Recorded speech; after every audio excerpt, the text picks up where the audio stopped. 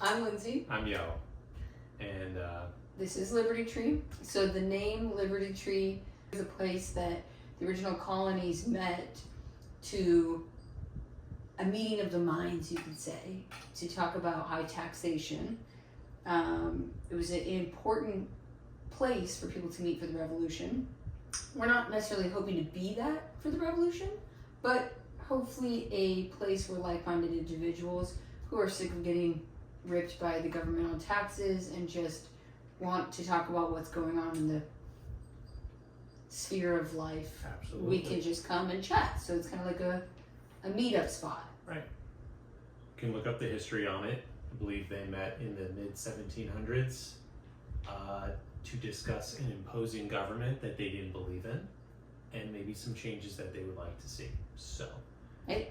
whether you believe that this is that government now or not is up to you, but Well, and I don't think their channel is going to be just that. I'm No. sure from time to time we'll share different things. I wouldn't be surprised if we talk about health and, kitties. it will extend beyond economics and finance and government policy. We're not going to put a limitation on it, and I understand you're supposed to find your niche, but if your niche is you are the niche, so therefore, yes. We have kitties. They sometimes use the litter box. So, if you can hear Nala taking a shit, don't mind her. I have to move that some point. She's about to pounce on Shmay. I'm gonna have to cut all that out. Okay, well, so one of the big things is we wanted to start a YouTube channel. Well, we owned a business in Texas after working W-2 jobs in California. We sold the business. We actually just recently moved to Ohio, and we are back to W-2 jobs. We are a little bit nomadic in a sense, and finding a community and creating a business that is virtual makes the most sense. This is our hopefully community aspect and business TBD, but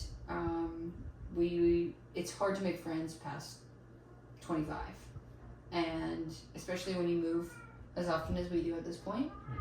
I think the easiest way would be to have a community with the internet. It feels uncomfortable saying, but hey.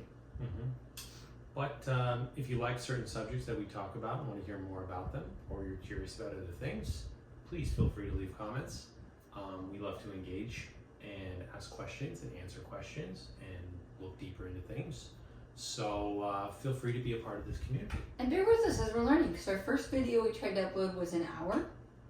And as we found out, the internet does not have the attention span for that. We tend to ramble quite a bit. So we're working on keeping these things concise, delivering to you on the daily or weekly what's going on, and just trying to bring it to you. So I don't remember the gentleman's name because I'm not plugged in with liberal politics, but I do like to watch both sides and stay informed. And apparently there's some liberal news media gentleman that was at the DNC, and he points out that a lot of the speakers, I think Kamala is one of them, yeah, of course she's one of the speakers, but like one of the people he was talking about, and there was, I think, Michelle Obama and a few of the other speakers of the DNC talking about how, the wealthy, we need to tax the wealthy make too much, they take too much, unrealized gains, like all of these things came up, right? You're talking about Russell Brand, who's talking about AOC, different video? Different video. Okay. I didn't show you this video. This is a liberal reporter. Okay. He's talking about that's one of the major themes of this DNC meeting. Okay. And at the DNC, I don't know if you've ever seen what they look like, but I'll have to show you it, or maybe we can plop it in if we figure out how to do that. But it kind of looks like an arena, or like maybe like a sports arena. I'm not really plugged into sports either, but it essentially was like a big room, and then there was like tiered private rooms above it. And he goes, see how I'm on the ground floor? Well, those box ones right there start at $500,000 a ticket, and then it goes to $1 million a ticket, and then it goes for like to book out the room or whatever it is, and the next one's like $1.5 million, and then it's like $2 million or some absurd number like that.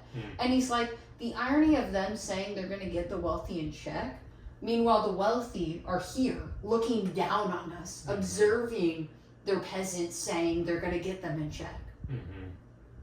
Yeah, I'm sure they're going to do that. Sure. Like, it's like the irony of, like, it felt very Hunger Games. Mm. Like, it's just like the absurdity of the situation. And I'm sure the crowd was riled and absolutely enthralled by... Oh, yeah, by everything that was happening. And, you know, the wealthy are sitting up there like, yeah. And not even Hunger Games, Squid Games a little bit, where they, like, are watching, like, the peasant class. And it's just like, God, that's so eerie. I mean, it's... Not that the Republicans are different. No. But it's like, the liberal agenda is so much like fuck the rich, but yet... the irony of it, you know what I mean? I mean, at least Trump's not going to hide it. We already know he's going to give corporate tax breaks. I mean, and he's wealthy. We already know that. Right. But the irony is that they act like they're better than, holier than thou, but yet you're bedazzled in fucking. Right.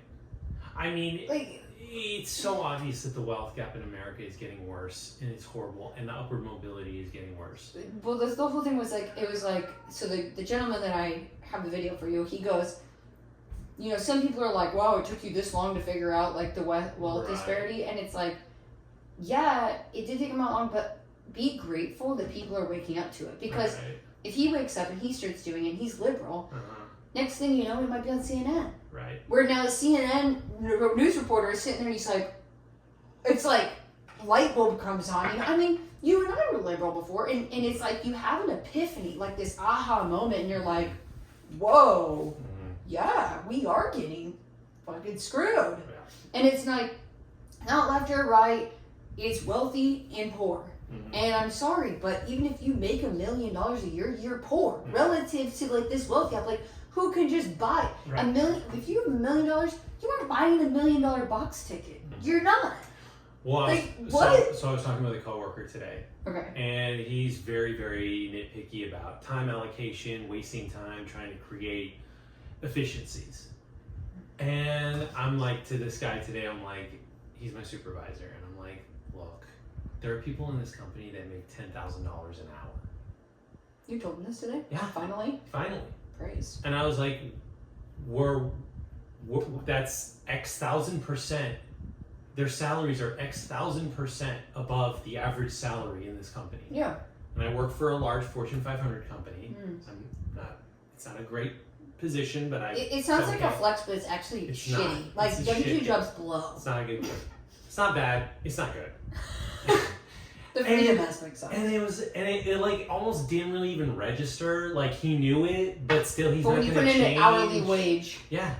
And it's like this whole bigger system at play is like feels like so far above them that it's like their mind separates even from what that even means. Yeah. Like, they know it's shitty, but if they were to see that kind of money drop into their bank account just for a moment and be like, that's what they're experiencing every day, all the time.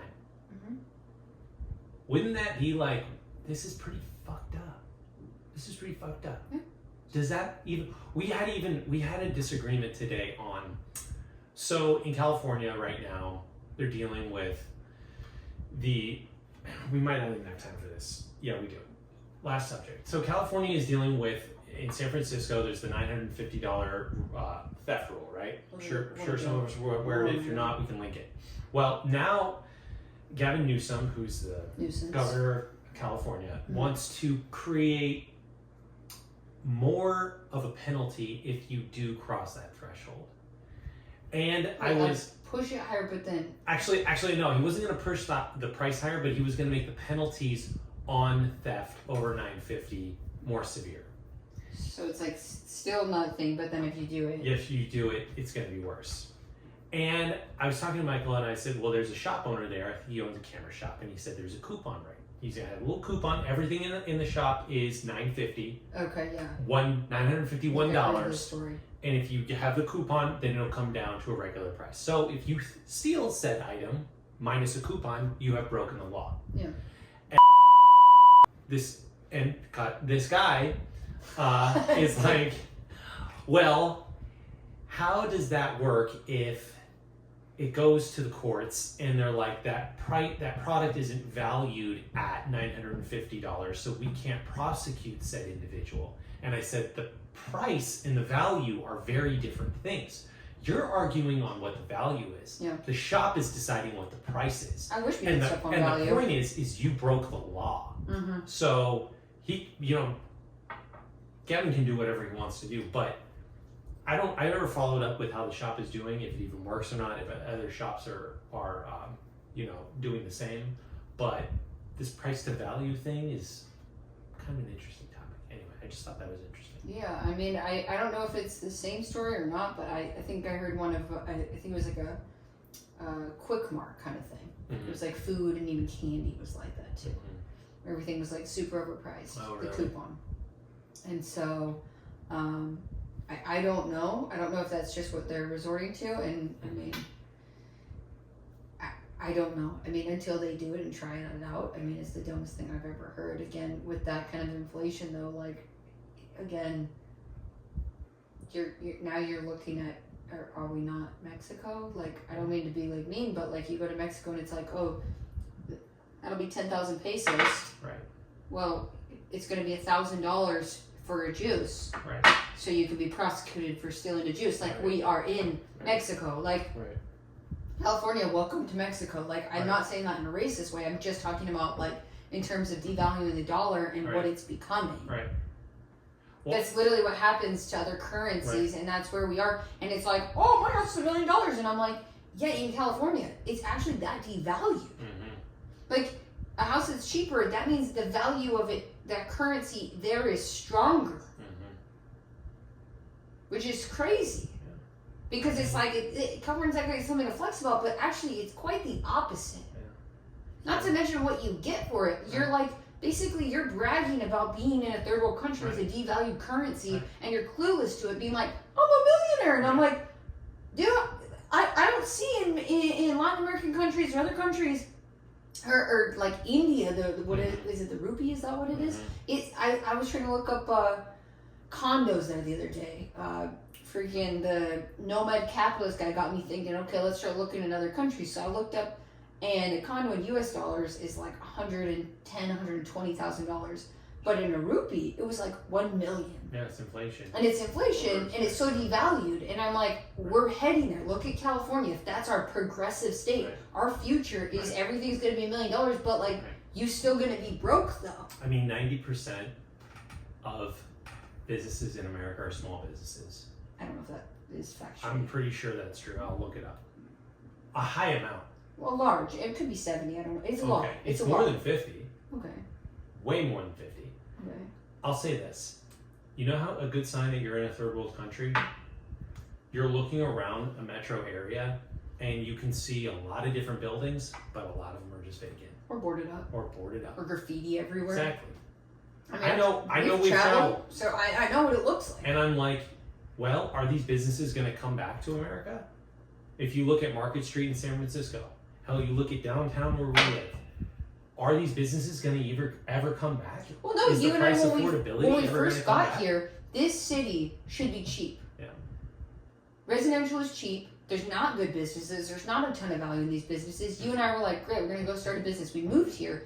The commercial spaces were up through the moon. I'm like, on what value basis do you think you're going to charge me that rent for commercial space? Right. It ain't worth it. Right. And comment if you're seeing vacancies around your city So if you see that haven't vacancies- come back It could in be a because year, they're charging through the 2 roof. years, And that's call why. them. Call them. Ask Ask them them what what it it's is to going for. rent. Exactly. Because it was like 1,000 square feet and they were charging like $1,800, $1,900 bucks. And I'm like, 1,000 square feet, that's so tiny. Like, I could barely even make a coffee shop out of that. Then you look at like, what's the economy look like? You start doing a business plan and you're like, this ain't even going to pencil out for this. Like, you need it to be low overhead. And maybe that sounds cheap to where you are, but I'm looking at what people got for income here and what you can charge for something. Doesn't make sense. Now you look at a 2,000 square foot space and it jumped to like $6,000. And you're like, well, 1,000 square feet, what am I even going to do with that? I mean, some businesses minimum need 5,000 square feet, Exactly. whether it's inventory, certain amount of production space. Kitchen. Yeah. Anyway, we're pretty much out of time today, but See you next time. Yeah. Hopefully we'll get something else to chitter chatter with you about. Yeah. And hopefully we'll learn how to link videos and show them to you guys so Yes. we can give you guys some like actual, because as I've learned from Instagram, share your links. Share your links. All right. Well, maybe we'll share some links. All right. Opinions ain't worth shit anymore. Until next time. See ya. See ya.